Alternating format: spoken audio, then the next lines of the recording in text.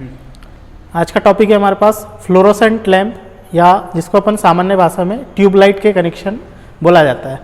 जो fluorescent lamp है ये एक प्रकार का hot cathode gas discharge lamp है। Hot cathode gas discharge lamp एक ऐसे लैंप होते हैं जिनमें गैस डिस्चार्जिंग की वजह से तथा साथ में इलेक्ट्रोड्स की वजह से भी दोनों की उपस्थिति में हमको पर्याप्त मात्रा में उजाला मिलता है, या अपन सीधे शब्दों में बोल सकते हैं इसमें कैथोड और गैस दोनों की प्रक्रिया के द्वारा हमें पर्याप्त रोशनी या रोशनी मिलती है। तो सबसे पहले फ्लोरोसेंट लैंप के पार्ट्स के बारे में अपन जानेंगे और फिर इसके बारे आगे अपन उसके कनेक्शन के बारे में देखेंगे। तो सबसे पहले फ्लोरोसेंट लैंप में देखेंगे कि उसके मेन पार्ट्स क्या है। तो सबसे पहले मेन पार्ट्स में देखेंगे, आपके सामने दिख रहा है एक ये फ्लोरोसेंट ट्यूब है। फ्लोरोसेंट ट्यूब का अलग अलग साइज आता है। जैसे अगर अपन 20 वाट की फ्लोरोसेंट ट्यूब के बारे में बात करेंगे तो ये लगभग 2 फीट की होती है।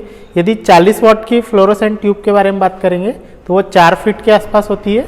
इस प्रकार से वाट बढ़ने के साथ साथ उनकी लंबाई बढ़ते जाती है। तो ये पहला पार्ट था आपके पास फ्लोरोसेंट ट्यूब।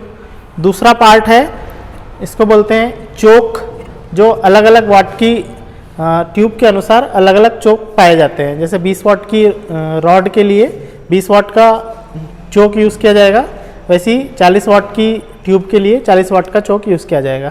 इसका दूसरा नाम हाई रिएक्टेंस ट्रांसफार्मर है। अगला पार्ट है अपने पास, इसको बोला जाता है ट्यूब स्टार्टर। ये आपका ट्यूब स्टार्टर है और ये जिस होल्डर में फंसा रहता है इसको ट्यूब होल्डर बोला जाता है। अगला पार्ट है अपने पास, यह है ट्यूब होल्डर, जिस पे किसी भी ट्यूब रॉड को फंसाया जाता है। उसके बाद आपको दिखेगा ये जो पट्टी दिख रही है आपको, इसको ट्यूब फिक्सचर बोला जाता है, जो अलग अलग वाट की रॉड के हिसाब से उनकी लंबाई के अनुसार लिया जाता है।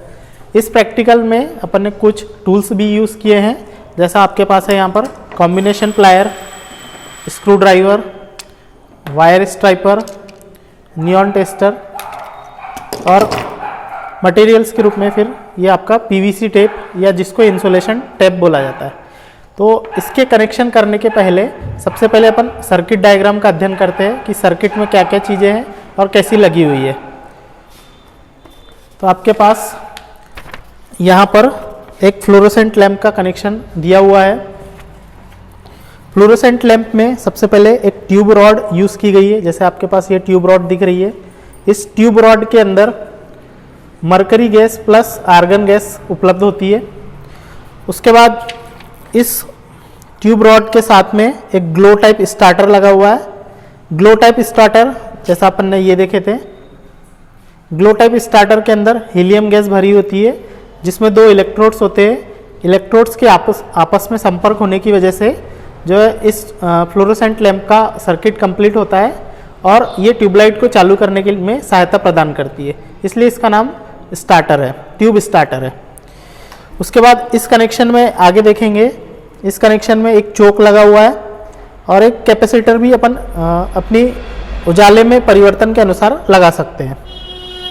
सबसे पहले देखेंगे कि जो ट्यूब रॉड है और जो ग्लो टाइप स्टार्टर है, जिसको ट्यूब स्टार्टर बोला जा रहा है, वो इस ट्यूबलाइट के साथ में उसके 2 टर्मिनल के बीच में फंसा हुआ है और चोक को एक साइड में लगाया गया है, जबकि दूसरे साइड से आपका न्यूट्रल वाला पॉइंट गया है।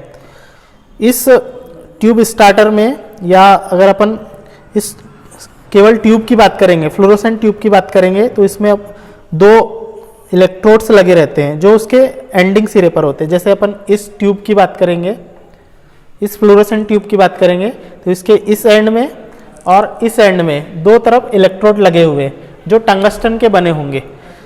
ये जो टंगस्टन के इलेक्ट्रोड्स लगे हुए हैं, इनके ऊपर बेरियम ऑक्साइड की परत चढ़ा दी जाती है।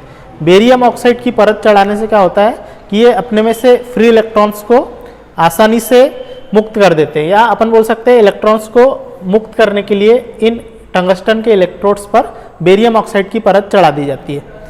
अब देखते हैं इसकी वर्किंग के बारे में। सर्किट डायग्राम के अपन द्वारा देख सकते हैं कि करंट किधर से पास होगी और आपकी फ्लोरोसेंट लैंप किस प्रकार से काम करेगा। सबसे पहले यदि इस साइड से स्टार्ट करें, क्योंकि आपका ये फेस वाला साइड है और ये न्यूट्रल वाला साइड है, यहाँ से अपन ने सिंगल फेस एसी सप्लाई दी है। सबसे पहले यहाँ से आपकी करंट इंटर होगी और इस चोक के माध्यम से आगे जाएगी। यहाँ से जब ये आगे जाएगी तो ये अंदर जो ट्यूबलाइट है जहाँ पर मरकरी गैस और आर्गन गैस भरी हुई है, ये ठंडी अवस्था में होती है और ठंडी अवस्था में होने की वजह से इनका रेजिस्टेंस बहुत अधिक होता है, जिसकी वजह से यहाँ से इलेक्ट्रॉन्स इस साइड से इस साइड तक, मतलब एक एंड से दूसरे एंड तक आसानी से नहीं पहुँच पाती। उस कंडीशन में आपकी जो करंट है वो इस इलेक्ट्रोड्स के माध्यम से वापस नीचे जाते हुए इस स्टार्टर के माध्यम से, जब दोनों इलेक्ट्रोड्स आपस में चिपकेंगे तब यहाँ से होते हुए फिर रिटर्न होके वापस चले जाती है, मतलब सोर्स में वापस चली जाती है। लेकिन कुछ देर के पश्चात जब अंदर की गैस गर्म हो जाती है या इसका रेजिस्टेंस थोड़ा कम हो जाता है, उस कंडीशन में ये जो चोक है ये भी अपना वोल्टेज बढ़ाने का काम करता है, क्योंकि ये एक हाई रिएक्टेंस ट्रांसफार्मर है जिसका काम है वोल्टेज को बढ़ाकर देने का। तो ये जब यहाँ से करंट आपकी गुजरेगी तो अब यहाँ का रेजिस्टेंस बहुत कम हो गया है, तो अब आपकी करंट इस स्टार्टर के थ्रू ना जाते हुए इस ट्यूबलाइट के या ट्यूब रॉड के अंदर से यहाँ पर जो गैस डिस्चार्ज हुई है वहाँ से होते हुए इस इलेक्ट्रोड्स के माध्यम से फिर सोर्स में वापस जाती है। इसका मतलब अपन कह सकते हैं कि जब अंदर की गैस आयोनाइज्ड हो जाती है उस कंडीशन में स्टार्टर का जो काम है वो ख़त्म हो जाता है। अब जो आपकी सप्लाई है वो इस गैस आयोनाइजेशन की वजह से इसका गैस से ही इसका जो सर्किट है वो कंप्लीट हो जाता है और आपकी जो फ्लोरोसेंट लैंप है जिसको सामान्य भाषा में ट्यूबलाइट बोला जाता है उसका काम स्टार्ट हो जाता है। तो ये आपकी फ्लोरोसेंट लैंप इस प्रकार से काम करती है। यदि जलती हुई अवस्था में भी स्टार्टर को निकाल दिया जाए उस कंडीशन में भी आपकी जो फ्लोरोसेंट लैंप है वो चालू रहता है। पॉज कर। अब इसको अपन ऑपरेट करके देखते हैं कि ट्यूबलाइट किस प्रकार से वर्क करती है। अपन ने यहाँ से स्विच चालू करे तो सबसे पहले इस स्टार्टर ने अपना काम चालू किया। स्टार्टर के द्वारा पहले करंट पास हुई तो थोड़ी देर के बाद जब इसके अंदर से गैस आयोनाइज्ड हो गई तब इसके अंदर से इलेक्ट्रॉन्स गुजरे और इस फ्लोरोसेंट लैंप को चालू कर दिए। इस प्रकार से आपकी जो फ्लोरोसेंट लैंप है वो काम करना चालू कर दी। अभी ये चलती हुई कंडीशन में यदि इस कंडीशन में स्टार्टर को निकाल भी दिया जाए तो आपकी जो है ट्यूबलाइट वो ऑफ नहीं होगी। देखिए जब ये स्टार्टर को मैंने निकाल दिया तब भी आपकी जो फ्लोरोसेंट लैंप है वो चालू अवस्था में है, लेकिन जब ये स्टार्टर इस सर्किट से डिस्कनेक्ट हो गया और यदि मैं अब फ्लोरोसेंट लैंप को चालू करने की कोशिश करूंगा तो देखेंगे कि आपकी जो ट्यूबलाइट है वो चालू नहीं होगी। फ्लोरोसेंट लैंप में कुछ प्रॉपर्टीज़ है या इसकी क्या विशेषता है उसको भी देख लेते हैं। फ्लोरोसेंट लैंप की जो इफ़िशियंसी होती है वो 60 ल्यूमन प्रति वाट होती है और इसकी जो लाइफ है वो लगभग 5000 कार्य घंटे होती है। इस प्रकार से अपने आज देखा कि फ्लोरोसेंट लैंप किस प्रकार से कार्य करता है और यह एक प्रकार का hot cathode gas discharge lamp के अंतर्गत आता है। Thank you.